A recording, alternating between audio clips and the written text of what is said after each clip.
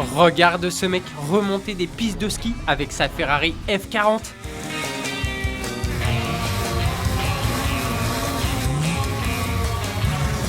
Elle a l'air de bien aimer la neige, hein.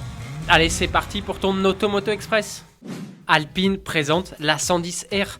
Alpine vient de dévoiler l'A110R, la plus extrême des A110 jamais homologuée pour la route. Cette version est, selon Alpine, allégée, plus affûtée et encore plus inspirée par la course automobile.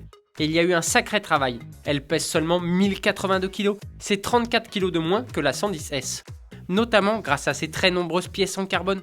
Les jantes différentes à l'avant et à l'arrière permettent de gagner 12,5 kg, le capot, les bas de caisse tout comme le diffuseur et le nouvel aileron sont en carbone. Même la vitre de lunettes arrière disparaît au profit d'une pièce en carbone. Sa hauteur de caisse a été abaissée de 10 mm, on note l'apparition d'amortisseurs hydrauliques réglables.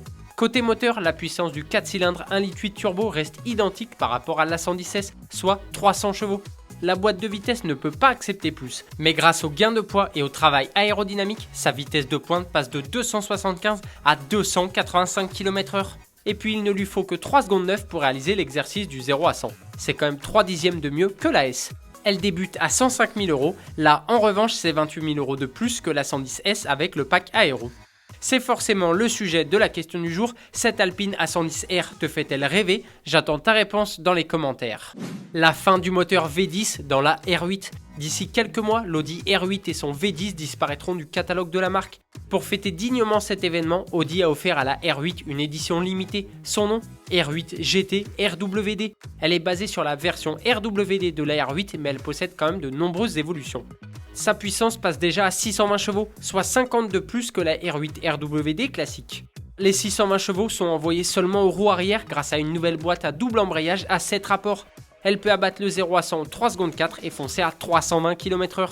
Audi a également offert à sa sportive le mode Torque Rear, système qui permet de gérer le couple du train arrière. Elle est également 20 kg plus légère que l'Audi R8 RWD. Cette R8 GT RWD reçoit aussi des éléments exclusifs comme un kit aéro en carbone noir bruyant. Elle est limitée à 333 exemplaires et seulement 26 sont réservés pour le marché français. Ça vaut combien? 245 000 € minimum. La Honda Hornet revient sur le marché. Le constructeur japonais a présenté la nouvelle Hornet. Cette moto n'a plus rien à voir avec le modèle qui s'est écoulé à plus de 52 000 exemplaires entre 1998 et 2014. Le 4 cylindres en ligne de 600 cm3 a été délaissé au profit d'un bicylindre de 755 cm3. Ce dernier développe 91 chevaux et permet à cette Hornet 2023 de prendre plus de 200 km/h. Pour rassurer les fans du 4 cylindres, le constructeur japonais affirme que ce nouveau moteur est, je cite, débordant de caractère.